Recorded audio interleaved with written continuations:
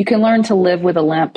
You can at some point go, this is okay. I think sometimes we need full perspective of why we have to push through and overcome. And I'll give you an example. So there was a season in my life where I was walking through a storm, had just seen some devastation in my life, connected to people that were around me. There's a statement I've heard a woman of God say so often, and that's that if the enemy can't get a hold in you, he'll often try to use the person closest to you that has the least amount of the word in them. It was one of those seasons. I was working one day. I was going back to heat up my lunch. Just this thought on autopilot kind of played through my mind. Everything's so real to me of what I'm going through. It was kind of the worst of it at that point. And I just remember thinking this thought, I don't know what I did to deserve this, because I hadn't done anything sinful or unrighteous. I was following the will of God in my life in a lot of ways, looking like it's blowing up. I don't know what I've done to deserve this. And so quickly, Denali, the Holy Spirit rose up in me and I heard his voice so clear. And it wasn't that he was rebuking me. He was rebuking the lie that was attached to that thought. And he said, it's not about you. It's about what I'm trying to bring through you. So much of the opposition I was facing, it wasn't even connected to me. It was connected to ultimately what God wanted to do through me. And he was trying not just to shut me down, but to shut down the consequence of my yes, which would impact so many others. And so I would just encourage people that, you may be a believer, you've been walking in faith and you're going, I feel like I'm doing everything right and I'm still facing opposition or a pushback or a storm. I would just encourage you not to fall into the trap of self-pity and self-analyzation where you can so quickly almost start trying to rip apart your life to go, where did I miss it? What did I do? And to realize this is not about you.